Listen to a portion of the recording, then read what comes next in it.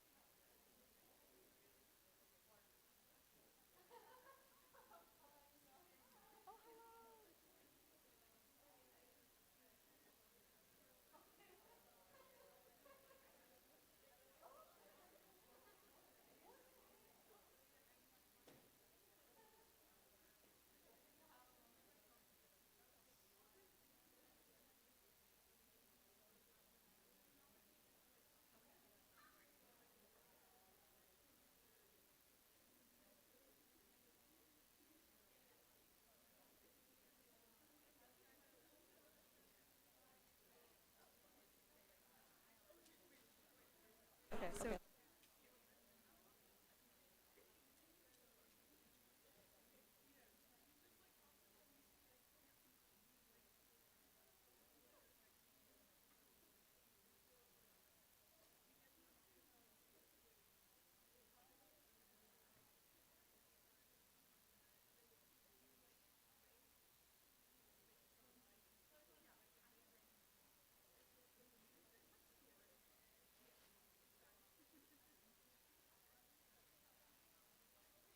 Hachi was like, I'm a pro.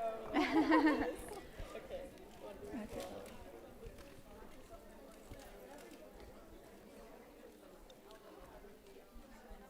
Go back to Canada.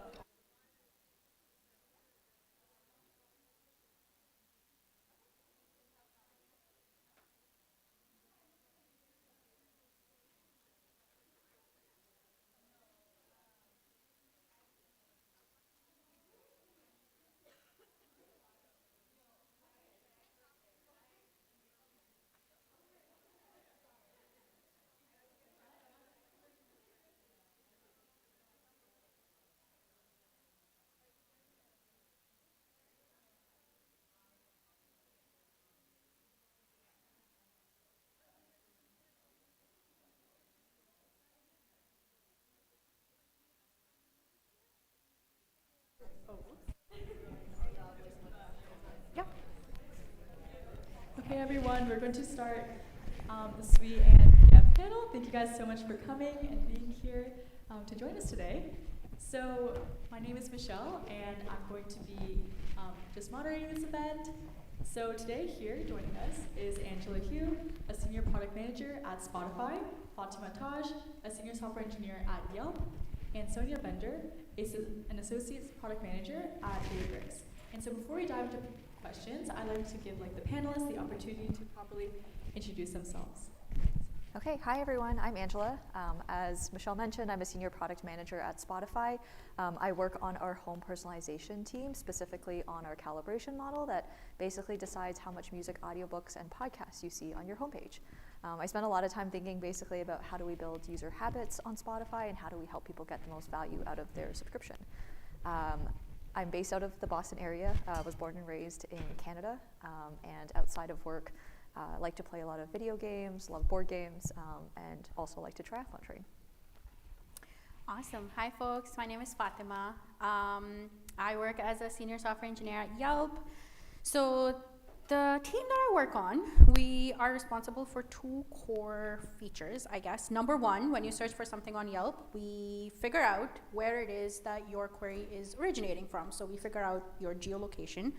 And then number two, we also help figure out what are the best results essentially to show you for whenever you're searching for like a restaurant or let's say a plumber. So we figure out what are the best results to show you, again just based on your specifications and whatnot. I am also based in Canada, and this is my 4th time speaking at WECode, and it's one of those conferences that I just absolutely look forward to every single year. But yeah, thanks for having me again. Hi, I'm Sonia. I work in product at Databricks. I'm on the data ingestion team there, which means we're kind of step one of every user flow to get data into the platform. Databricks is a data and AI platform is kind of the buzzwordy answer to that. But what we actually do is I think anything you would want to do as a data engineer or a data scientist, analyst, all those tangential roles, you can do through Databricks. So if you think about analyzing data sets, cleaning them up, running up models on them, creating dashboards, you would do that through the Databricks platform. We started with a research project in Berkeley, and we've grown a lot since then. I was going to add that I'm also a recent grad, so I was in your shoes not very long ago. I went to Dartmouth and I literally graduated last year. So hopefully I can provide perspective on the other side of things as well. And yeah, that's pretty much it. Awesome. Thank you guys. So now I'll be going into the more speaker-specific questions before we open the floor up for like the general questions and then for Q&A at the end. So Fatima, you're very passionate about technical growth, becoming more accessible and eliminating knowledge gatekeeping in tech. What are some skills or habits you think matter most for engineers early in their careers but aren't talked about enough? That's a really good question. I think optimizing for like the most learning, I guess, potential is something that I think a lot of people overlook. I think, again, when I think back to my undergrad days, there was just this fixation on, okay, you have to graduate, you have to land a six-figure role, it has to be a big name. And I think in the midst of all of that, I think we forget that, yeah, those things are fantastic, and yes, we have to pay our bills, but what's more important is that you optimize for your learning. And it's okay, if, sometimes you might have to maybe take a little pay cut, but if it's coming at, if you're getting a better learning opportunity out of it, I always recommend that is a choice worth making. And I don't just say that, I've done that. When I moved to Yelp, I did take a little bit of a pay cut. And I remember my dad was so pissed off at me. He was like, what are you doing? This does not make sense. But I was like, no, I think I know what I'm doing. I think this is gonna work out well for me a couple of years down the line. And it did. So I definitely think that's something that is really important, but I think it's not something that we talk about as often. Definitely. Who here feels like they've been like pressured to try to get like a six-figure job right out of college? Raise your hands. Yeah, I mean, I feel like it's like everyone in this room. I mean, literally me too, guys. Like, I feel like it's just a lot of pressure for you guys. So I'm glad that like Fatima is able to resonate with you guys here. So next, for Angela, working in ML-driven personalization at Spotify, how do you approach making product decisions when user experience data and long-term strategy all intersect? Yes, this is also a very fun question. I describe product management a lot as like being the glue across a lot of different functions. So a lot of the times, you do have to triangulate between what is best for engineering, what is best for our users, what is best, and what do we learn from user research. I think it is simpler than it sounds. Like at every stage of product development, there are different things that you're kind of optimizing for. So let's just take like if you're starting with an MVP experience, right? The long-term strategy, yes, it matters, but initially like the very first thing is you're probably just trying to build a product to get it out to users to drive awareness for the product or to like get an experience out there to gather some data. And so at that point, it's really important just to think through at the MVP experience, what are like the bare minimum things that a user needs in order to be able to resolve the problem that they're looking, or like to improve the experience and resolve the challenge that a user is facing. So I think in every single area of development, you can consider things in different ways. Initially, it's important probably to look more at like the short-term goals and then build for like long-term success. And then as you're, planning for like 6 months to a year out, then you're thinking a little bit more about long-term strategy. But a lot of it is really what I try to do, at least, is like to optimize for learning as much as we can, like get the best user experience out there that we can for this stage, knowing what we know today, and then figure out how we can get data faster, and then that eventually, potentially completely changes the course that you're on as well. Right, absolutely. These are like the secrets to PM. Yeah. Now for Sonia, having interned as both a software engineer and a product manager before entering product full-time, how did you decide product was the right path for you, and how does your technical background influence how you work today? Mm-hmm. So I think for me, I kind of did the normal, well, when you first get into CS, like everyone talks about software engineering, that was kind of what I knew. I was lucky that my first internship was like 4 weeks PM and then 8 weeks software engineering. So I got a taste of both. But at that point, I didn't like the PM side of things, and everyone's advice was stay technical for as long as possible. And I did that, and I interned again as a software engineer. But this time I found the experience a lot more isolating than I had before. And I kind of realized that the parts about software engineering that I loved the most were the parts that were more like suited for a PM. So I liked the like designing and the creative solution parts, and like working with like coming up with like maybe UI mocks, and really drilling down to like what are the pain points that this user is feeling right now, and like how can we resolve them, like the creative part of that. and I realized that that aligned more with the PM role. I remember I don't think there was shipping code is great, and if that's your thing, that's super fun, but I don't think there was any code I shipped that was as rewarding as maybe aligning stakeholders in a meeting about what designs we're going to do or what path we're going to make the user go through. So that's how I knew. Nice. Yeah. Thank you for sharing that experience. So next we'll be going on to more general questions, and so you guys can feel free to answer in however order you want. So the first question is, how did you first become interested in software engineering or product management? Okay, I can kick us off since I'm first in line here. So just to give everyone a little bit of background, I graduated with a business degree, so I don't have a technical background at all. When I first started out of school, I was actually working at a telco in a graduate rotational program, so similar to what Fatima was saying, it was really, really great to optimize for learning, try a whole bunch of different roles, and really get an idea for what I was interested in. Actually, at the time, I was super interested in data analytics, was really interested in machine learning, and thought that I was the least organized person ever and was not interested in product at all. And so that was a pretty eye-opening moment for me. I think at some point, like Sonia was saying, I kind of realized I do really like to solve user problems. I really like to think about how to merge kind of the very technical side of business how to merge the very technical side with machine learning as well as business. And so from there, I was super interested in machine learning, spent a lot of time going to conferences outside of work, similar to what you guys are doing, and thinking about ways I could apply it to my day job. And then was kind of thinking about, how can I be more involved in the space, and didn't want to go back to school necessarily to redo my whole degree, and also really enjoyed working with people as well. So then began to explore a little bit more on the product management on the ML side of the world.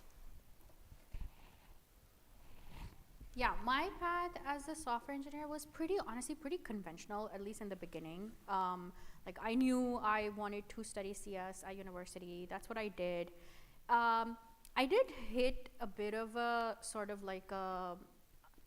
a road bump around my junior year, which is where I wasn't doing all that great academically, and I was like, okay, maybe CS is not for me. Maybe I'm in the wrong field. Maybe I just need to rethink everything that it is that I'm doing.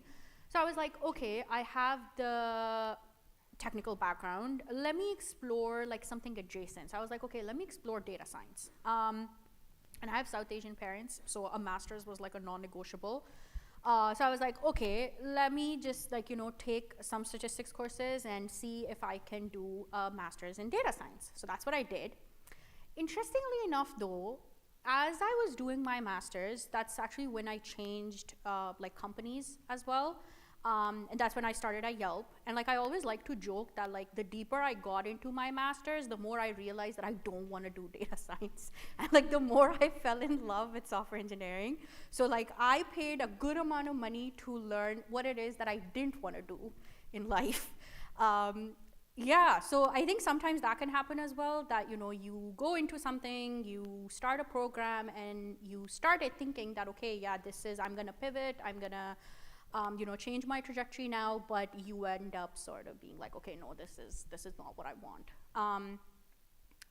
So in my case, I think it was a matter of me finding the right people to work with and me finding the right environment to work in as an engineer, which sort of brought me back to software engineering. I guess I kind of shared my take on this question a little bit. I'll probably add some color to my technical background helping with product.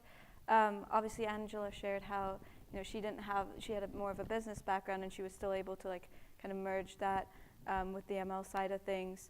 For me, I think I was very grateful that I had my software engineering experience, because that opened me up to be in product at companies that are very technical like Databricks. So I think most, if not all, people at Databricks who are in product have at least studied CS or math or something very technical, just because we are your customer, your user, they are engineers, and so we kind of have to be able to empathize with them as much as possible.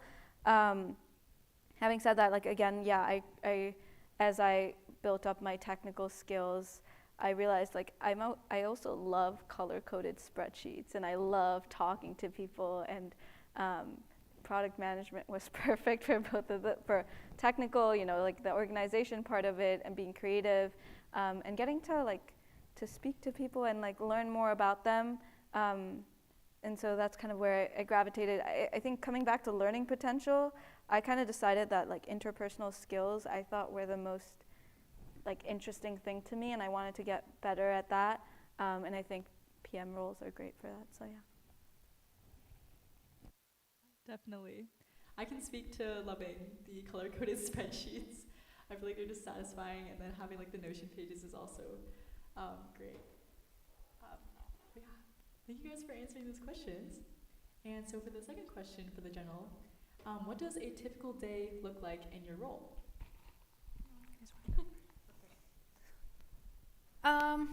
Okay, whenever I'm asked this question, I'm always like, I'm just gonna disappoint the audience with my answer, because like my typical day is just so typical, like it's so average. It's just, yeah.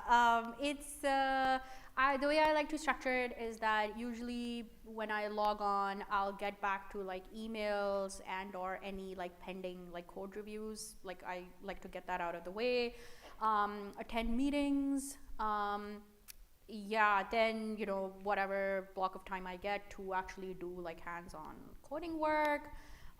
Again, just writing documents, reading documents, chatting with stakeholders, having one-on-ones with your manager, having one-on-ones with your tech lead. Yeah, that's what my average day looks like. For me, it starts off with meetings pretty early. So this could be customer calls, but maybe it's also like with some of our partners who we're building something with. But yeah, we try to fit in as many customer calls into a day as we possibly can. And then I'll try to hit inbox 0, which I think for the PM life is like especially difficult. But I try to get to inbox 0 at least once a day. And then, so that's all the Slack and the emails. Yeah, and then I'll kind of do some IC work if I can. So maybe like I'll write out the customer notes from the calls, or I'll draft up like whatever part of a PRD I'm working on, and it kind of flows from there. But so I would say meetings, inbox 0, and then focus work. Yeah, I think my day, similar to Sonia's, my day honestly largely depends on where most of my stakeholders live. So because Spotify is a Swedish company, we have like a ton of our stakeholders basically in Europe. So I usually start my day with like a lot of meetings. And I would say I probably spend about like at least 30% of my day talking to like partner teams, like listening to user research, looking into data and whatnot, but I spend a lot of the time basically talking to everyone but my engineering team, and then probably spend at least the other 30% of the day actually like talking to my engineering team, going to stand up, doing QA with them, making sure that we're all aligned, that they have the right context on like the problems that we're looking to solve. And then to be totally transparent, I think some days are just like fully booked up with meetings to talk about like what's kind of coming next and whatnot. But then I really have been trying, like something I've really been trying to do is to leave focus time so that I can think about like what should the next 6 months look like. At Spotify now we're starting planning earlier and earlier, and like as you get more and more senior as a PM, you have to think more and more long term about what your team should be working on. So I've been trying to spend a lot more time to actually have like focus time to think about what problems kind of come next. Awesome. Yeah, lots of soft skills to learn, and like learning just how to effectively communicate with your team and like people that are at varying like technical levels. So yeah, very inspiring. Nice. And so next, what skills have been most important to your success in your current position?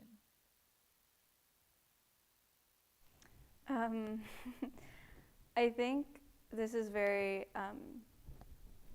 unique to the current like state the world is in, but definitely vibe coding skills have been so helpful. I spent a lot of my senior year just like trying to create different products and like using AI tools, and I like inhaled like a lot of like Clairvaux or Greg Eisenberg videos, if you guys know them, and they created content about like how to use Claude or Cursor or whatever. And now that I'm in the workforce, that's like kind of the number one thing I think on everyone's mind, is like, can you create these AI workflows to make your work more efficient, especially for PMs, I think, because for engineers, maybe like the workflows are more built in, like they are, like Claude and such are created for you. But I think for PMs, like we have to tailor, I'm finding that, we have to tweak them a little bit more. So yeah, but I found that that's been pretty useful, is to have that knowledge and have that experience with that. I think on my side of things, maybe one skill that's also been really useful outside of that is being able, like I'm an ML product manager, so I think being able to translate technical concepts to any type of an audience, I think has been super, super important. I spend a lot of time working with like our audiobooks team, our podcast team, our like music mission teams as well, and a lot of the times, like if we want to co-craft a strategy together, they really need to understand how a technical concept basically is going to impact the user experience. And I think I mentioned this in the talk if anyone else was there, but like translating what a machine learning model is going to do is super difficult sometimes. And so I think being able to explain it in like simple terms and just explain how it's actually going to impact the user experience as you predict has been super, super important. I think in my case, a lot of soft skills. Like obviously, the tech skills are like a given, but things like your ability to communicate, and communication can look very different based on your audience. So whether you're chatting with your manager or your technical lead or someone who's working on the same project as you or someone who's from an adjacent team, communication looks very different, given the audience, than what medium it is that you're communicating through. Whether you're writing a technical document or you're sending a message to someone on Slack. Your ability to collaborate with others, like that's a really big one with engineering, because you're working on the same repository and everyone's pushing code to it. That becomes really important. Your ability to receive feedback, that's a really, really big one. When it comes to feedback, sometimes usually people's first response to it can be like, it activates, if it's given in a certain way, it activates the same part of your brain which is activated like when you have a fight or flight response. So with feedback, you need to just learn to be like, okay, this is not a personal attack on me, this person is genuinely invested in my success. I need to put my feelings on the side and I need to focus on what it is that they're recommending that I improve. So a lot of soft skills.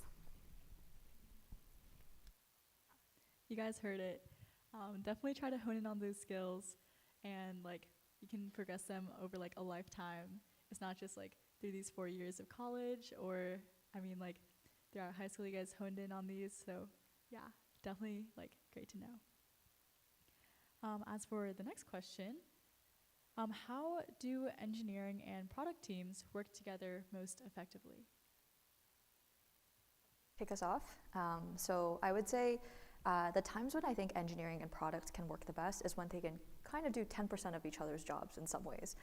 And so I say this, I think a lot of the best engineers I have worked with basically are really able to understand product needs and are really able to empathize with user needs as well. I think instead of just being like, I'm an engineer, I don't care about like what the user needs are and whatnot, like I just need to fulfill requirements. I think the more they're able to branch out and the more that they're able to really empathize with the user needs, I think are super critical. Not that they have to go and find them, but the ability to empathize and understand, when like the product manager is sharing them. At the same time, as a product manager, I think it's also super important to be able to empathize with like engineering needs as well, and also engineering time constraints. Like I think the times I've heard from my engineers that have worked with PMs that they've been the most frustrated with are PMs that come in and give hard timelines without empathizing how much effort and how much work there is. So really, I think it's like being able to empathize and hear each other and understand each other's constraints really make for like the best working partnerships. I will also say the earlier you can bring each other into the journey is also really helpful. Like, I think engineers typically will always give me feedback that it's like when they're brought in at the very end and have no context, they're like, why am I doing this work? Versus when they're brought in early on in discovery moments and stuff like that. Like, I think that's usually when they tend to be a lot more engaged. So yeah, just my 2 cents there. I was actually just going to echo everything Angela said. Like, she pretty much like hit every point. You know, it's like bring each other early into the conversation. Like, I'll share like my PRDs before they're super finalized with an engineer, and I'll appreciate when they can keep me updated with the development process, because I also have to communicate to customers who have been asking for this, or like partners who are, you know, invested, whichever stakeholder. Yeah, and like just have to also, that also helps me understand what kind of timeline they need to work with, and have better empathy for them. Yeah. Yeah, thank you guys. And then next, Sonia touched on this earlier when she was talking about like her role doing PM. But how has the rise of AI changed the way you approach your work, and how do you see these roles continuing to evolve? I feel like I already shared what I think. Yeah, I think it's kind of a crazy time. I don't know how you both feel, but like, yeah, everyone's scrambling, trying to be as scrappy as possible and implement AI workflows, and it's awesome, but it's also very, like, I don't know, there's a lot of pressure, and it's an uncertain time, and I'm interested in how the PM role changes, because it definitely seems like it's going through transformation. So you know, like a good one though. Like I'm curious to see like how much faster we can like make output, and like how things will change. But yeah, we are co-writing. You know, like we're using AI, I think, like intentionally as much as we can. Yeah. Okay, I think as an engineer, I mean, the first piece of good news that I would tell you is that, like, contrary to what tech CEOs want you to believe, the role of an engineer isn't like going anywhere. Yeah, it's evolving, but it's not like AI is just gonna completely cancel it out. I don't think that's true at all. I think how I've noticed my role evolve is that AI has been fantastic in getting me to like version 1 of whatever it is that I'm doing. But beyond that, I have the version 1, that's great, but now it's on me to review everything that it's generated. And genuinely, I think now I'm spending the same, if not more amount of time reviewing AI output, which is quite a bit. Again, you know, if you're not, if you're still learning how to prompt the tools and provide them with the right context and everything, there's quite a lot of tweaking and quality control that I have to do as an engineer, because ultimately, whatever code I push to a repository, it is on me. Like, I'm responsible for it. If it causes an outage, I can't point to like Claude and be like, that did it.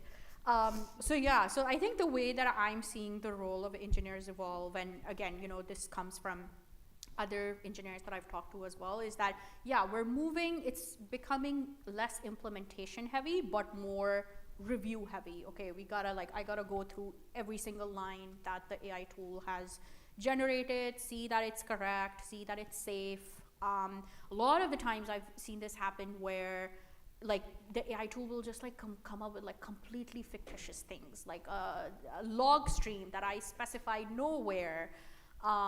Things like that. So, which is why, again, just your ability to review whatever output these tools are producing is becoming so important.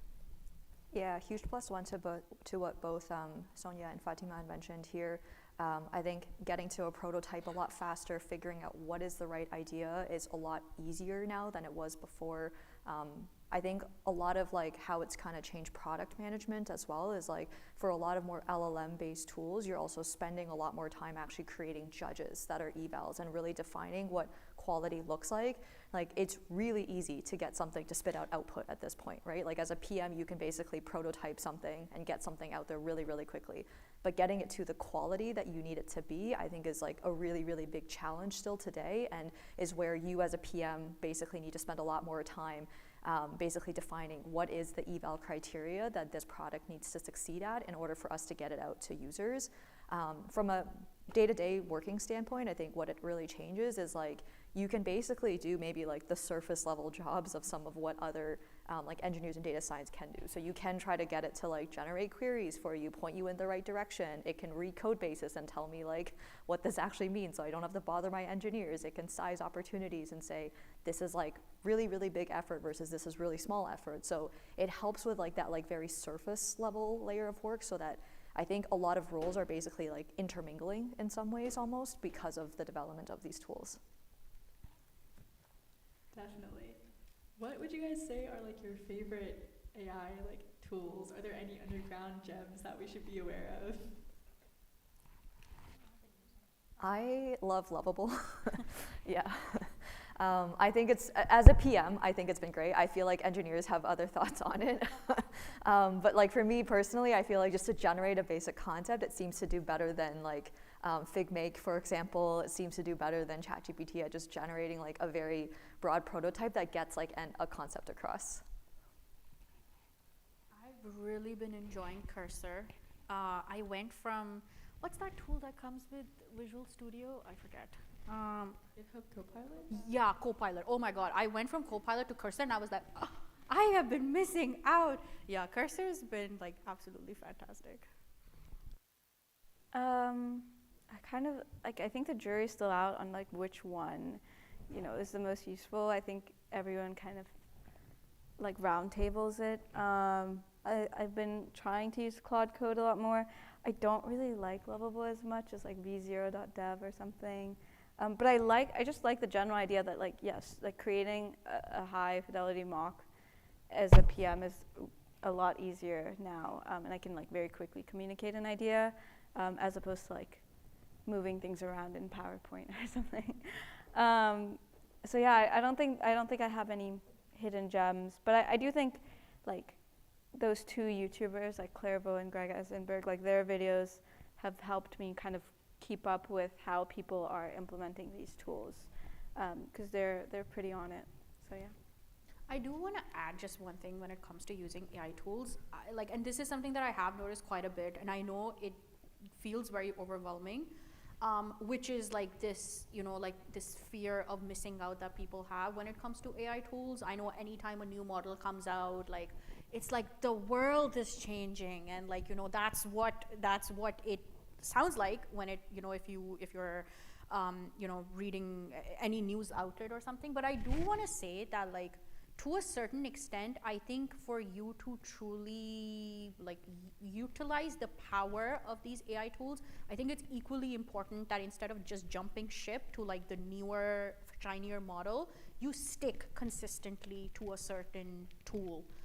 Because that's when you're gonna that's how you're gonna figure out the true power of a certain tool, whether that's Windsurf or Claude or Cursor, whatever it is. But I think like just sticking to those tools and figuring out, okay, this is how you prompt this tool. This is the context within which it works well. It doesn't work well. I think that's equally as important. So there's like a fine balance that I think we need to strike there, as opposed to just being like, okay, as soon as there's a new model that comes out, I'm gonna like jump to that model.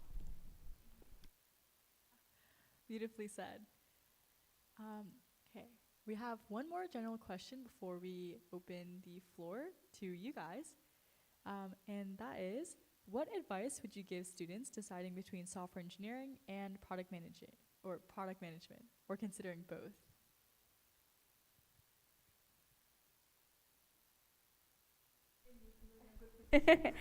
I spent a lot of time on my like why PM answer, and you do this for every interview. It's like, why this company or why this role, and I was like rehearsing a lot, and I was like practicing in front of my friend, and then he was like, dude, like stop, like why actually? And I was like, honestly, like it really aligns with who I am as a person. Like I have all these like systems and spreadsheets already, and I love the creative part of it.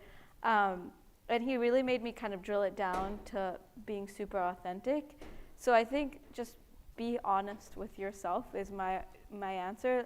Like Fatima said at the beginning, there's a lot of pressure about, and like a lot of noise about what kind of job you should be looking for, and like all these added perks to it that you should be trying to get. And I understand that those are important, But at the end of the day, like the biggest measure of success should be how happy and how content you are with the work you're doing, and whether you feel like you are contributing in a way that you enjoy. And I'm so glad I stopped lead coding and switched to product. I have never been like more happy, because that was a very difficult decision for me as well. And yeah, I really do enjoy this role, so I'm happy with it. Yeah, what I was going to mention to add to Sonia's point here was like, I think if you're like 50-50 between the two, and Sonia, I'm actually curious if you agree with this. I think if you're like 50-50 between the two with like engineering and product, and you're like, I really think I could enjoy both of them, but I'm not sure which to go for first, I actually like highly recommend going into something else that isn't product first and gathering a lot of like engineering skills, data science skills, design skills, user research. I just think that being a product manager, generally your role is very much like, you're kind of like a generalist, right? Like you do a lot of different types of roles and whatnot, and so it becomes really challenging to go deep into any one area. So I think it's a lot harder, like I haven't seen this happen as much, where like a PM goes back to being an engineer or tries to learn how to be an engineer. It's much easier to like go from engineering to product. So if you're like really split between the two, like that's my general recommendation, because as a PM, you're kind of just then moving up the PM ladder. Yeah, I agree with that. I echo that. The technical background helps you be versatile like later on. So Awesome. Okay, now we can open the floor up to you guys for any Q&A from the audience. And so if anyone has a question, feel free to raise you guys' hand, and then we'll give you a mic. Yes. Okay. And we actually have one.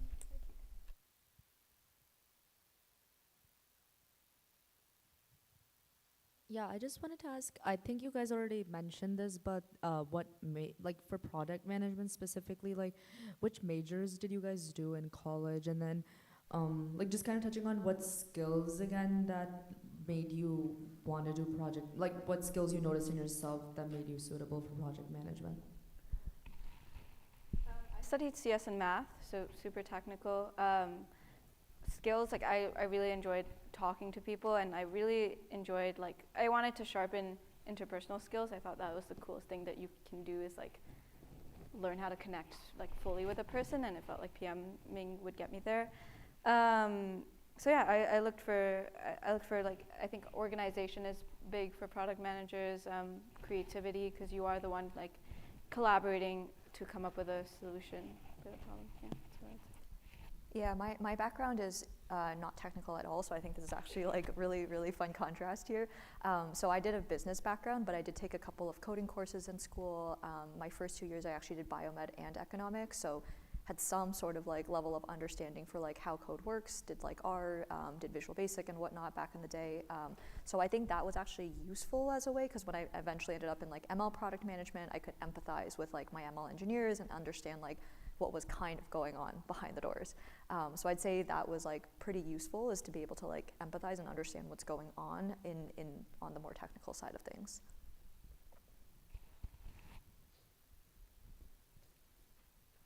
Great question. Hi, thank you guys so much for your insights. It was so cool, like hearing all of your different backgrounds and how you ended up where you are today. I had like So I have one question for Fatima specifically. You said that the way that you see engineering kind of evolving, and I'm curious how it looks from a product lens as well. But you said that it's going into more of like a review, kind of like that direction. I definitely agree with that. Like the little limited experience that I do have, how do you kind of get good at reviewing code, especially when you're starting off as an early career individual, when you're not used to like an industry setting of multiple people on that scale kind of pushing to the same repository, or you haven't been like consistent. I mean, like the most experience that I would have had is like an internship before I graduate. So that's probably like the scale at which I've worked at for like 3 months. But if you've kind of seen it grow into a more review, how do you get good at reviewing code at a scale? When you say reviewing code, do you mean within the context of human-generated code or AI-generated code? AI generated code. Okay, for AI-generated code, I would say like literally treat it as if it is code that was written by an intern that you are responsible for. So if the intern screws up, you're gonna be, asked about it. So like legitimately, like look at it line by line. Make sure that you also get the AI tool to write tests for it. Because again, a lot of the time these tools will give you code which will look innocently accurate, and you'll be like, oh yeah, that should work, but then it won't work. Okay, so make sure that you're writing tests for it as well. Make sure that it's adhering to whatever design principles are or conventions are used within your repository. Again, like every team has different sort of standards around it, right? Like whether type checking is something that your team accounts for, like how like in Python you can you declare a variable and then you add like the type for it. So again, like it is also how you review AI generated code is also it's also dependent on how well established conventions are within the team that you're operating in. Make sure that you're adding comments where necessary. Make sure that you're specifying or calling out instances where the AI tool made assumptions to generate something. If you're if you're using an AI tool to generate code, ask it, what assumptions did you make while generating this code? And you would be surprised at how many assumptions these tools make. Yeah, that's how I would do it. Yeah. That's super helpful. Thank you.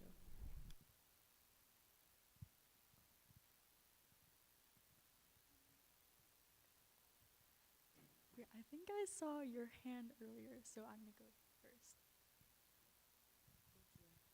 First of all, thank you so much. My name is Ruthie, and this has been something I've been thinking about a lot. I've always wanted to do product management, but I've had some sweet intern experience, and as I'm going into my junior year, it's something I've been thinking a lot about. And I suppose, Sonia, I remember you bringing up a point about AI workflows as a PM. And for me, like I said before, I've had sweet intern experience, and I've done a lot of club stuff and management stuff there, but not managing actual engineering teams or engineers. So it's kind of hard for me to think about, how to the different maybe AI workflows I would use in the job.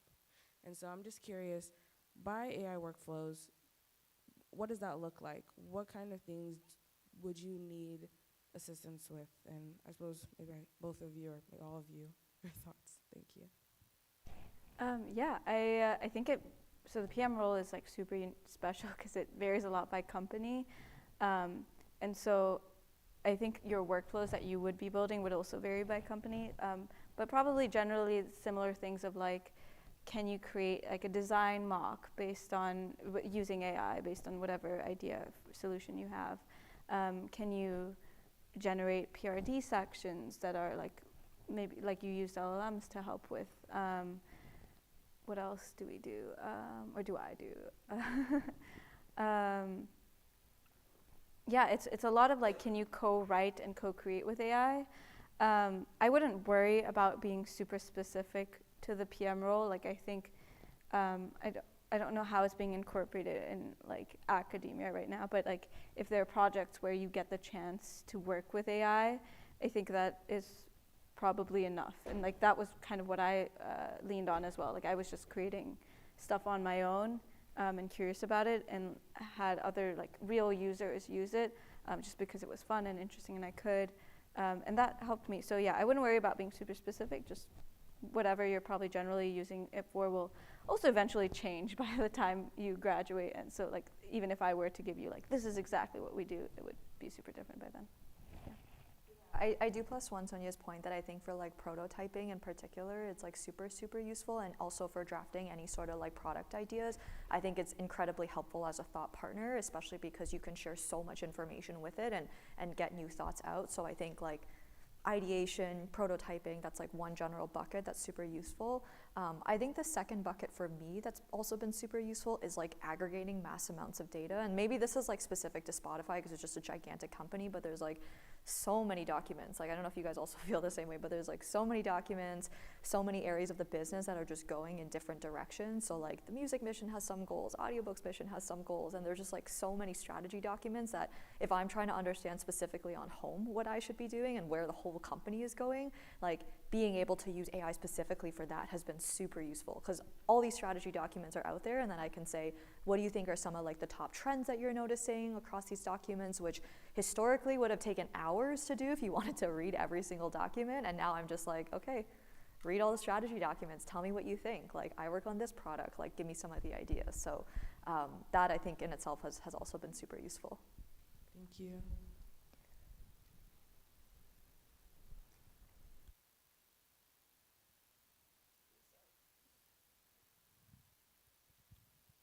Hi.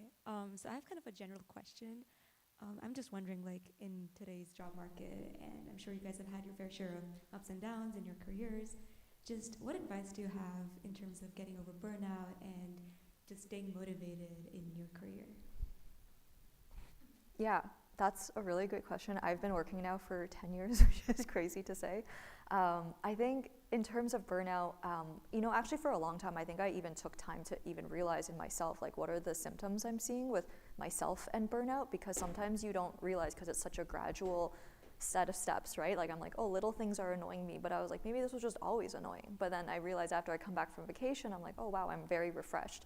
So I think even just early on, just understanding what are your signs of burnouts, I think are super, super useful.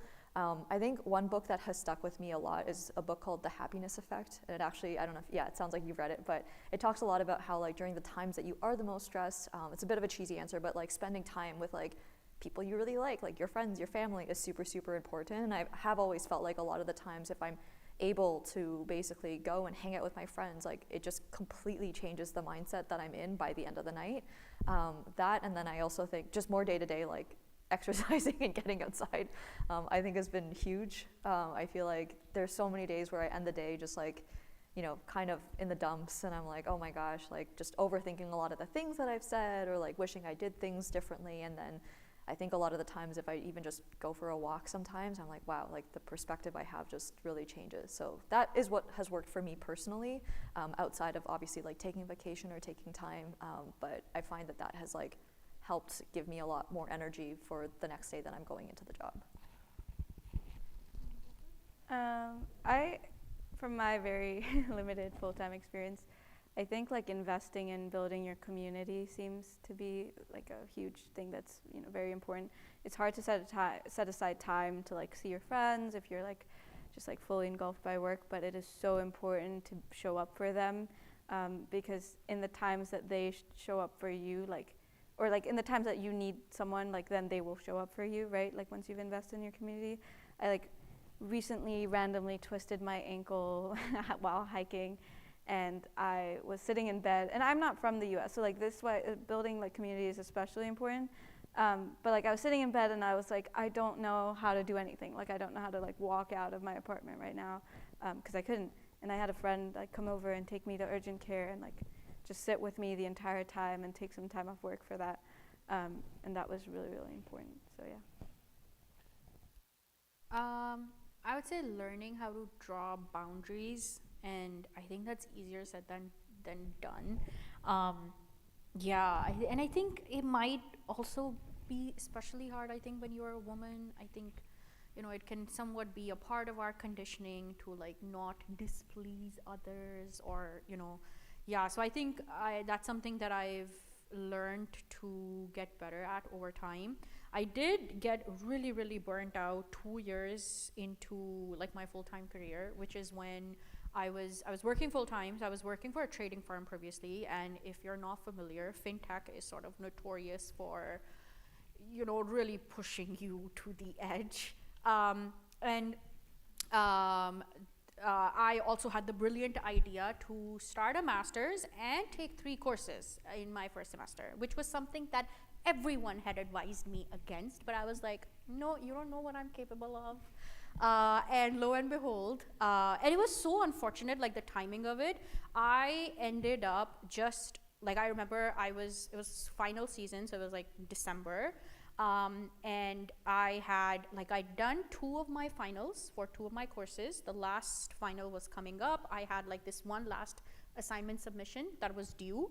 And I remember I was like, okay, it's due Friday night, so I'll just wrap up my work week on Friday and I'll get to the assignment. And I sit down to do the assignment and I just froze. I just froze. Like, it was genuinely, I think, the first and only time in my life where I was like, my brain is just not working. And I think it was just because I was so burnt out. I was like, I don't have it in me to, like, do this like one last stretch. I ended up dropping the course that night. I was so close to making it, but I was just so tired. I was like, I don't want to do this. I don't care. And I ended up seeing a therapist after because, I didn't want that episode to repeat. But yeah, I think drawing boundaries, like, now I'm a lot more diligent with, like, religiously safeguarding my weekends.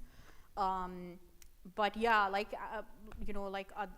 Angela said, burnout is not something that just like happens overnight. It's like this build up, like your boundary gets, encroached, then it happens again, and then, like, you find yourself in this loop where you're unable to get out of it. So you have to be very mindful of those, like, minor, infractions that are happening up over time. Yeah, and I want to say that I am still learning this because I think especially as a student, like, you're used to working your weekends, and it's like you're always 100% of the time a student, but like at work it's like you're not always an employee. Like, you have time off and you're entitled to that. So yeah. I was just going to say, what about crossing boundaries for yourself? Because I want to get promoted and I want to work extra hours, but that answers my question. Thank you.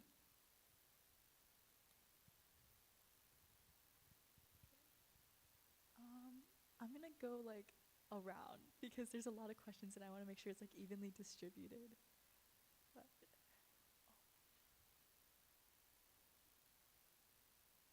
Did you guys pass this down?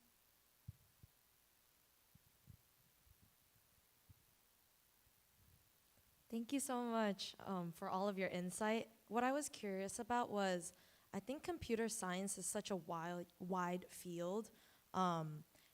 Like, for example, you could pursue, like, you could learn about data science, sort of like data structures, algorithms, and you can also like learn a little bit more about, I don't know, ML, AI now. And what I was really curious about was, in your guys' opinion, what sorts of technical skills do you think students should build up as they're about to go into their careers? Because there's so much you can learn about computer science. What sorts of fundamental technical skills do you guys think would sort of be helpful in the future for us, basically?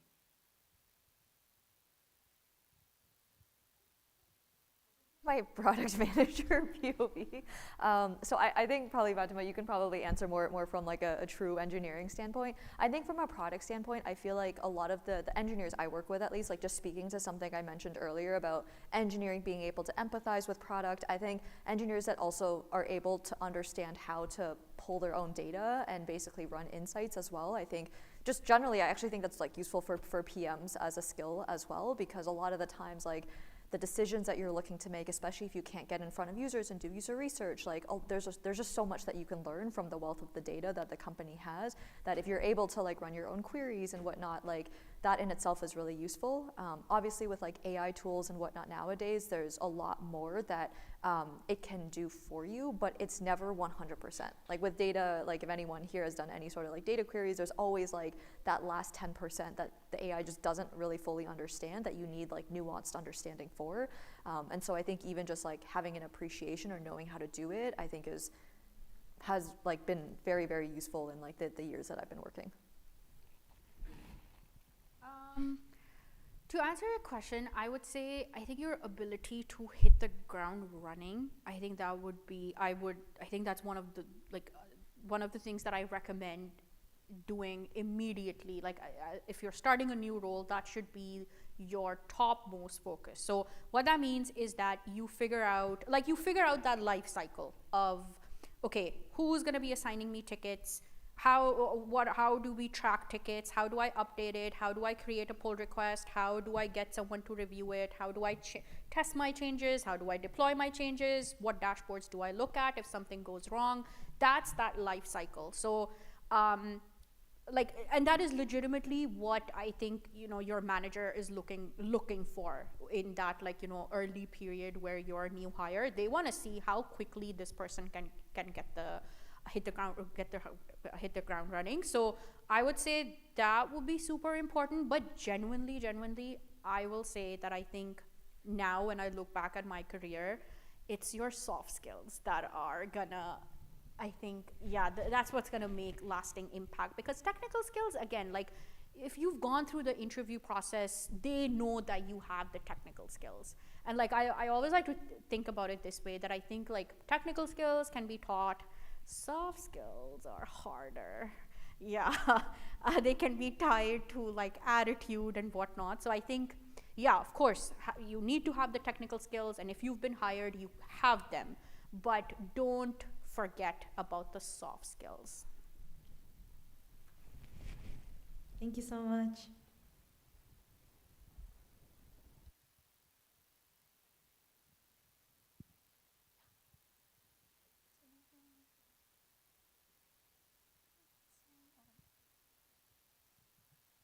I know you guys have been talking a lot about AI and, you know, integrating it into your workflows, but I was just wondering, like, how do your companies navigate like the privacy of using AI, and to like what extent are you actually encouraged to use it? And on the other hand, like, how do you expect interns to use it, especially in this new age? And take a stab at that. Yeah, you have to be really careful. Number one, I think, like, read regulations or rules that your organization has around what AI tools you are allowed to use versus which ones you aren't. That's a really big one. Number two, a lot of orgs set up their own instances for these tools. So that means that what if engineers within their org are using that tool, their data is not going to be, you know, shared. So that's an important one. If in doubt, ask. Like, if you're, you know, in doubt that, oh, can I paste this code snippet into this AI tool? If you're doubtful, ask. Yeah, I think that's definitely a place where you have to be super careful. Yeah. Yeah, I think Fatima captured it. Actually, Sonia, I don't know if you wanted to add. Yeah, pretty much same. Like, you know, you just read the rules, and like, it pays to play by the book for like this is important. Yeah, as if you're starting as an intern, like, hopefully the company you're working with makes it very obvious. Like, obviously, naturally, at bigger companies, they have like super clear guidelines and whatnot. But I think, yeah, when in doubt, just ask. Okay, I think, okay, maybe like one more question, but we're gonna go a little bit over time. Thank you so much for joining WECode today. I was wondering, as a woman in STEM, specifically in software engineering and PM roles, do you feel like you need to do some sort of extra work to be noticed and visible, and to make sure that the impact you are doing is translated in a team? And in your current position, do you feel empowered, and do you do it less than you used to in comparison to other positions or internships you have taken? Yeah, I think that's an excellent question. I think traditionally STEM has obviously been, for the most part, really male dominated. When I first joined Spotify, the engineering team I worked with was like all men. And so, like, for the large part, I will say at Spotify, like, there's very healthy culture. Like, I know at some companies it may be more bro-y, and that's a whole different ballgame. I think generally at Spotify, things are very fair. I will say some things that I've noticed, though, are that, like, I actually do think females and women in particular actually do a very good job at the product management space in particular. Something I have noticed, though, is a lot of the times in like larger forums, usually men are the first to speak. They're the first to ask questions. A lot of like the podcasters that you see as well, like, I think men in general just are much more willing to like share opinions, and they're not afraid to do that, right? So I think sometimes in those moments, there's things I think about where I'm like, should I be saying more? Should I be like trying to lead more as like a female and saying more in conversations. I think even with all the AI development as well, like everyone in our AI channels tends to be men first posting. Not to say that they're like, I think they're doing a great job, but I do notice that in those situations and whatnot, like it does feel like there's like a little bit more of a like gender break in how people kind of approach things. So yeah, but I will say I think in general it's really important like to always be able to like, I think part of your work as you get into the work world is learning how to show your work and how to get it out there, not just heads down writing down what you're doing, but also how to share it out in very public forums. And so I think regardless of like women, man, like I think it's really, really important to learn that skill and to not be afraid to showcase your work, which sometimes as women is very, very hard. Thank you so much.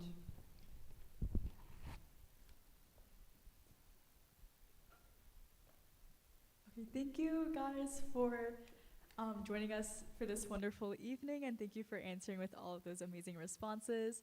I hope you guys had a wonderful time with us and enjoy the rest of your WECode.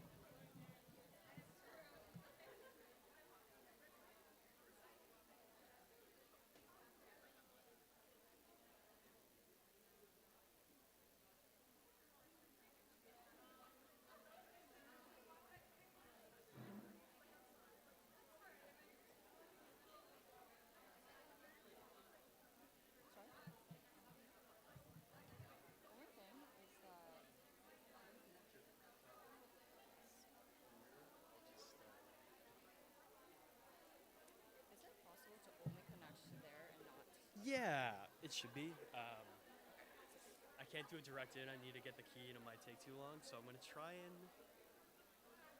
get it to connect this way.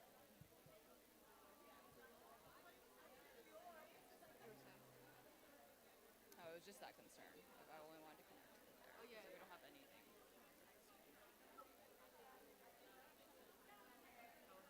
That's why I brought Dan.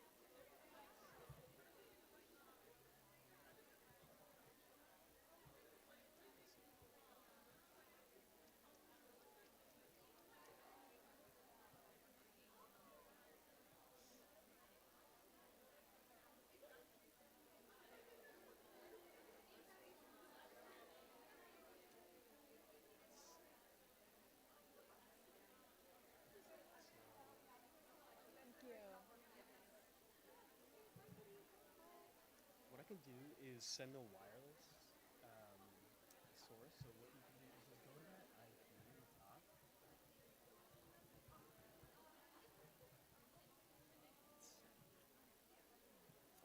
Did I put that right? Are you? Oh, Halby. Oops. There was only one L. Yeah. No. Double L.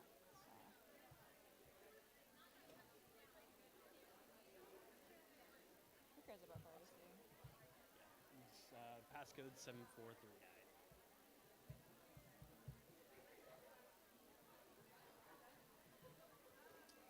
If you go back to that page, you'll just have to hit the play button, and you'll select your screen. Perfect. Too weird. Can you just zoom in? Like, control plus. Okay, I'll show you that.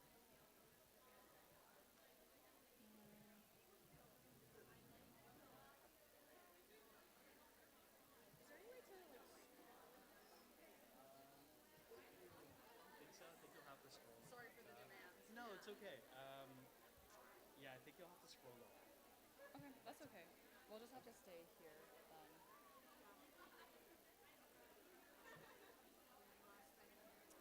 Can we have someone scroll for us, actually? I would prefer that. Yeah, can we ask, I think it's better if we're standing in the middle.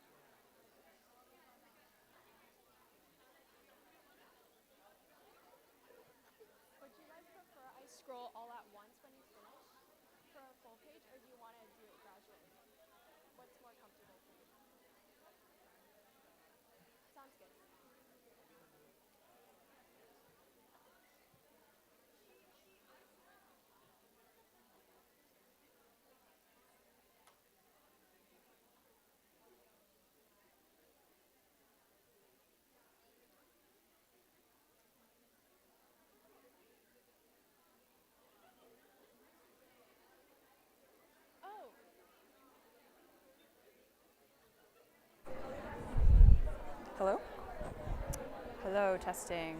Can you hear?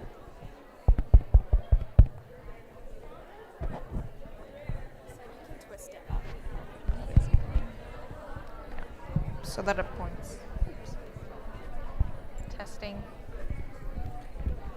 Can you try? Hello, testing, testing.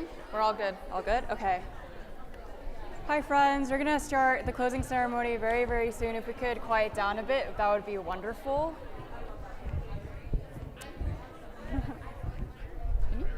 It's very quiet. Can you just use a handheld maybe? Can you try? Because it's very loud when you tap on it. Yeah. Hello?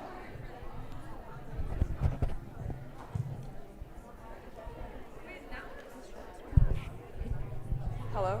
Oh. They're too close. It's on, it's good. Can you hear me now? This is okay?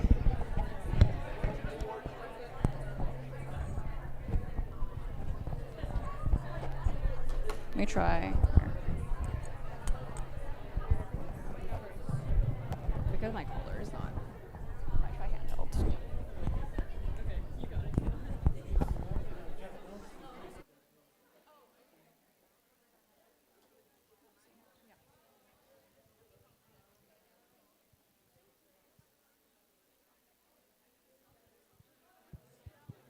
Hello, is this better? Awesome. Okay, hi friends. We're gonna start bringing it back for the closing ceremony. If we can settle down, that would be amazing. Thank you all so, so much. Alrighty. Wow, that was amazing. Wow. It's really quiet here now. Wow. Just wanted to say thank you guys so much for being here today. We're almost done with the conference, and we wanted to make sure that we close it out in proper WECode fashion, which is by doing it together. We first wanted to start by saying thank you to all of the speakers and mentors who took time out of their lives to join us on a weekend. It is not easy to take time off from work and family, not to mention fly several hours to be here with us. But they wanted to come because they believe so much in the power of mentorship and giving back. They want to see all of us succeed and to help us get there, which is why they have the courage to share their own stories of going beyond the frame in a space like technology with us. WECode would not be WECode without our role models. So let's just give a round of applause to all of our incredible speakers and mentors. Of course, we also want to give an immense shout out to our team. It is truly a feat that takes a whole entire village to raise WECode. Thank you so much to our volunteers from the Women in CS, WICS organization here at Harvard, for helping out with ushering. Thank you so much to our photographers, Daniel and Claire, for capturing the subtle moments and also some of the greatest memories that we've created over this weekend. In addition, thank you so much to our technicians, our AV staff up there who make streaming possible, which was especially important as many attendees could not make it today due to the whole entire visa or transportation difficulties with the snowstorm. And finally, thank you so much to our sponsors, partners, whom many of you will get to meet with at the Career Expo. So that includes Susquehanna. She leads Tech ISACA Chicago chapter, Girls Who Code, Northeastern, Red Sox, Cursor, as well as Noakes Pizza. And I missed one, but last, certainly definitely not least, thank you so much to our WECode 2026 board. So to team engineering, Kathy, Natalia, Gia, and Smera, for making our organization and conference more technically robust and launching our first ever WECode portal. They're our ninja debuggers. To team engagement, which includes Joanna, Teresa, Kristen, Hannah, and Vita, for enabling our WECode community to really deepen relationships across geography and time, whether it's through our Global Tech Fellows program, virtual programming, or our various engagement block events that you guys have all attended. To Team Finance, which includes Lucy, Carissa, Kim, and Sophia, thank you for not only making it possible for us to actually fund this entire operation in a very, very difficult funding landscape and at the most, I think, crucial moment, but also for starting a really important and critical precedent for WECode in shaping and growing the broader women in tech ecosystem. This was the first year that we officially partnered with 2 mission-aligned nonprofit organizations, and those are Girls Who Code and She Leads Tech ISACA. To Team Logistics, Michelle, Sophia, Emily, Valencia, and Caitlin, for literally making sure that we have the basic essentials so that WECode is accessible for all of our attendees. This venue, Mem Church, housing, scholarships so that people who can't usually afford to come to this conference can come, and food. We had so much great food this weekend. It was amazing. They have been working tirelessly to ensure that every attendee can make it to WECode regardless of their background. To Team M&S, our marketing strategy, that includes Damar, Kirsty, and Rianne. Thank you for enabling WECode's heart and values to be accurately captured by the physical eye. All of our supplies, material and online, from merch, social media, website, etc., have been carefully designed by our M&S team, literally from scratch. They care about the details, and they care about touching people with a message without having to speak it explicitly. To Team Programming, Thalia, Ellen, Olivia, and Naviha, for spearheading the narrative and the introduction of a theme this year, Beyond the Frame, from sourcing every single speaker in person and for virtual, to curating the exact questions and topics for every event. The insights that attendees have gained this past weekend would not have been possible without you, so thank you. Let's give an immense round of applause to all of our team members and partners. Thank you so, so much.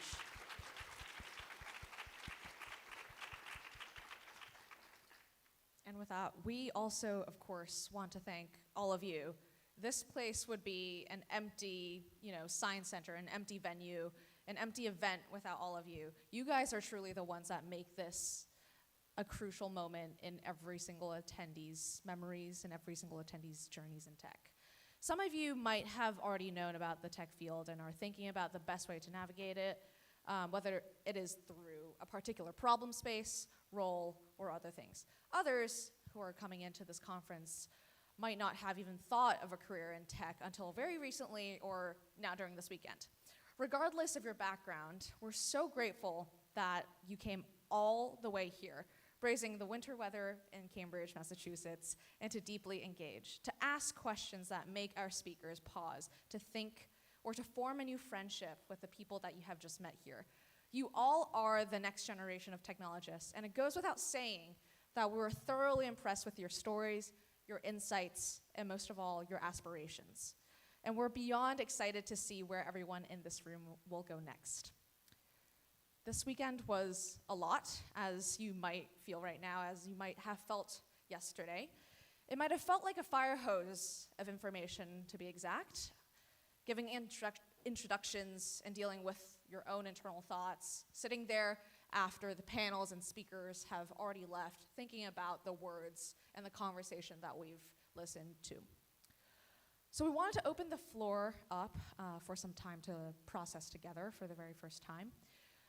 Mainly, we want to focus on what did you take away from this weekend? Who do you want to thank for expanding your perspective? Where do you want to go from here? Let's take some time to think together. And if there's anyone who is ready right now and willing to share about their own experience, we'd absolutely love to hear from you. Please feel free to raise your hand so we can get you the mic over here. And also, as you're doing that, please introduce yourself. We'll do our best to get to as many people as possible.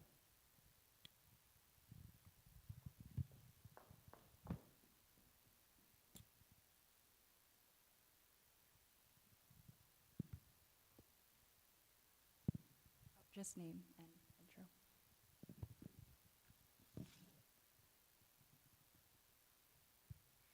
Hello, my name is Praise Manzi. I go to Oklahoma Christian University and I'm doing computer science. I'm a junior. And this has been my first WECode and I have learned a lot. Especially I have learned from like the mentorship cycles, like getting to hear the experiences not only from like the mentors, but also from like different students has been like very helpful. My favorite session has been the one that I went to today with Fatima Taj. She helped us like kind of understand the whole thing of like navigating the whole recruitment process. And so I really, really want to thank her. And I think that I want to thank anyone that I met. I have met like very many people who are really wonderful, and I look forward to seeing where all of you guys get to. Thank you.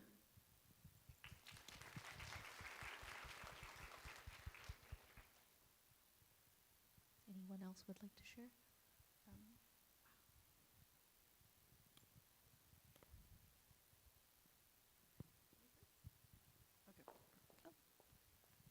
Oh, thank you. Hello, everyone. My name is Abril. I come from Mexico. Medical student. Now I'm in the neurotechnology development in Mayo Clinic, and I feel so honored to be here with all of you, and I feel so happy to stay here. And I enjoy every single conference that we have and all the community that we already made here. I'm so proud and so happy to stay with all of you. And the last conference that we already have was amazing because I think that the way it doesn't matter where we come from, is that it matters what we want to put in the world, or vision of what we make. Maybe sometimes our context or the career that we already take is not sounds the best way sometimes. But I believe that if we believe in our vision, we can put better solution, better tech solution in the world. So thank you so much for being part of this.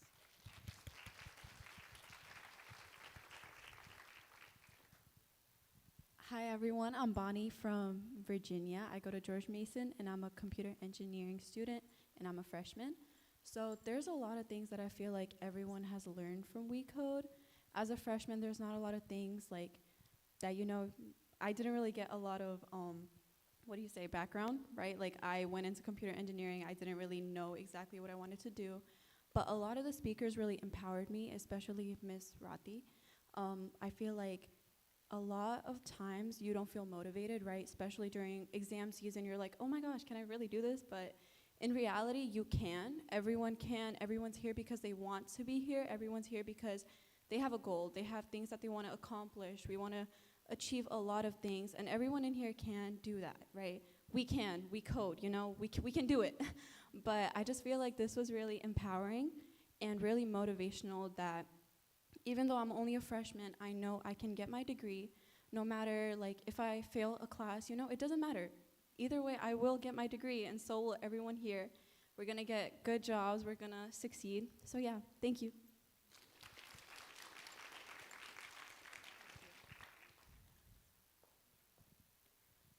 Hi everyone, my name is Eva. I'm a junior at Duke University right now and I'm doing CS and Stats. Some of you may have seen me today doing the Rewriting the Code Instagram takeover, and I just love this conference. I'm actually from India, and my first conference ever, and never in a million years would I have ever dreamed that I was going to be here today. And I think the biggest thing that this has taught me has just been the beautiful community that we have in tech, a primarily male-dominated field. I think it's beautiful to see a room full of people who always have your backs and will always support you. That's all I want to say. I have time for one more, perhaps.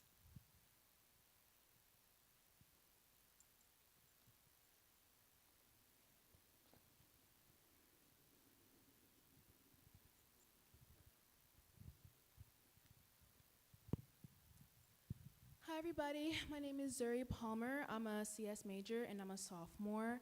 I think I took a lot of technical skills away from here. I mean, Rati, she taught me not to wait before, just hitting the ground running. Is April and Brianna here? Are they here? No, okay, so April is a CEO of Little April, I believe, and they are two beautiful black women. And I feel like just being a black woman in tech, it's really easy for me to look around and get discouraged because I don't really see faces that look like mine. And they taught me that there are people like me and it is possible. But more than that, other than technical skills, I think the most important thing I took from here was that there can be passion in tech. You know, it's hard. And some days I'm pulling my hair out and I'm crying in my dorm, like, what am I doing? Why is this my major? But it's possible, and there can be passion, and there can be intersect between what you love, like your hobbies, and the hard things. So I think the inspiration that I took from here is really going to push me super far, and I'm really excited to see where I go from there.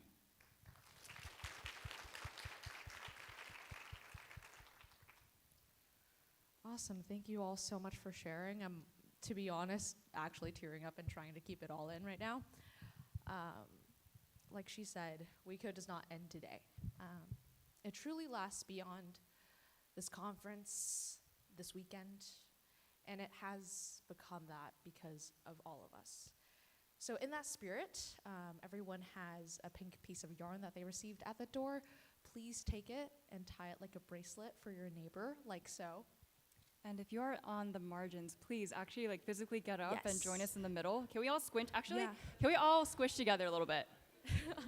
Let's squish. Let's yeah, get yeah. cozy. Let's get cozy.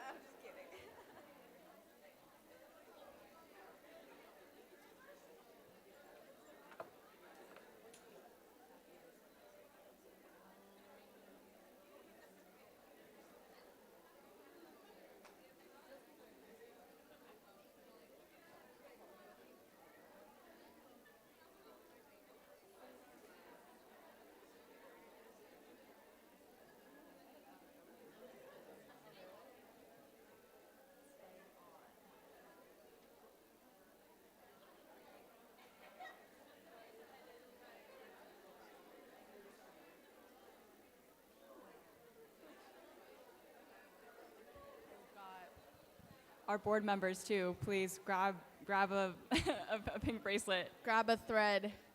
Every person in this room should have a pink bracelet by the end of the event.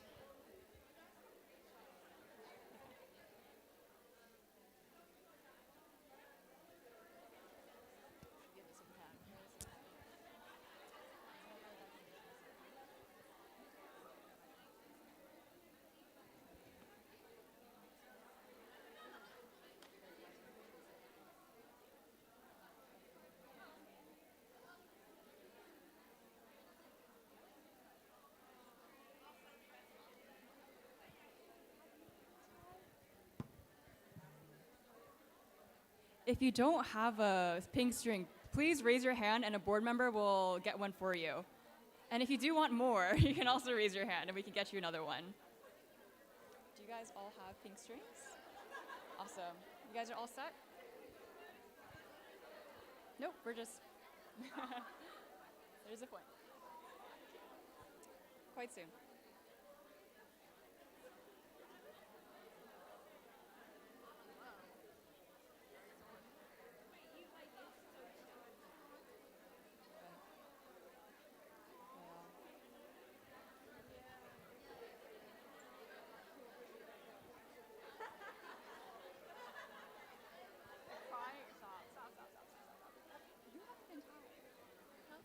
One. Wait, is there an extra one? Yes. Caitlin has not gone. What was that?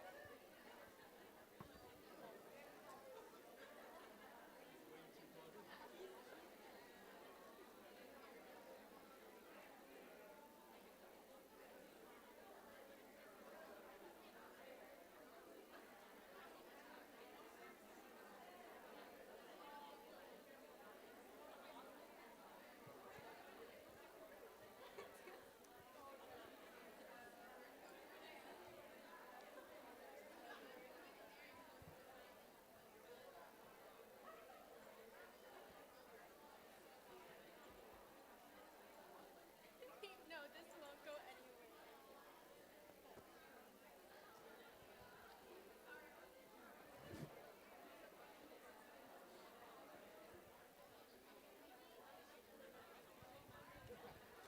All right, friends. Hopefully by now, everyone should have a little pink little bracelet by the end of it. You guys some time for it to settle down. Yeah.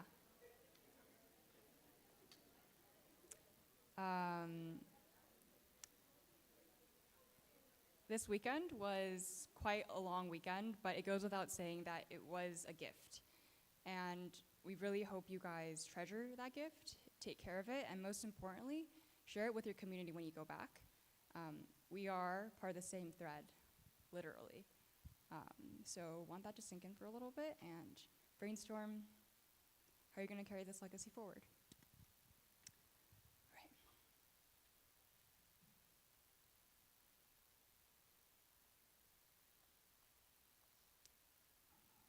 Should we get on to logistics? The nitty-gritty stuff? All right. We are active on social media, y'all, so make sure to tag us on Instagram or LinkedIn. We have WECode 2026. We have our theme Beyond the Frame. It's a great way for us to reach more people who haven't heard about the conference and are looking into breaking into the industry. So make sure to share online, but also share any of the insights that you took away from this weekend.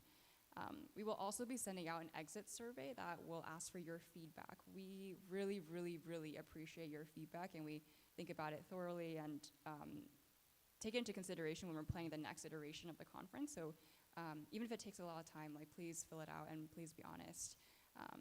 We care about hearing your opinions on that. Lastly, our final event of the conference is the Career Expo.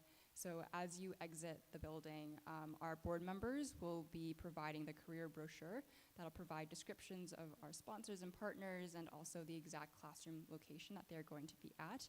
All of the Career Expo participants will be on the first floor, so no need to go up to the third floor at all or second floor. Yeah, so those are the logistics on the Career Fair and Career Expo.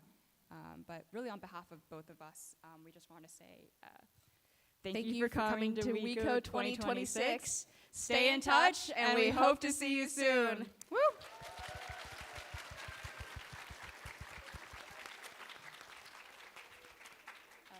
Please get rest, please get sleep, and enjoy the Career Expo. Exit to your left and exit to your right.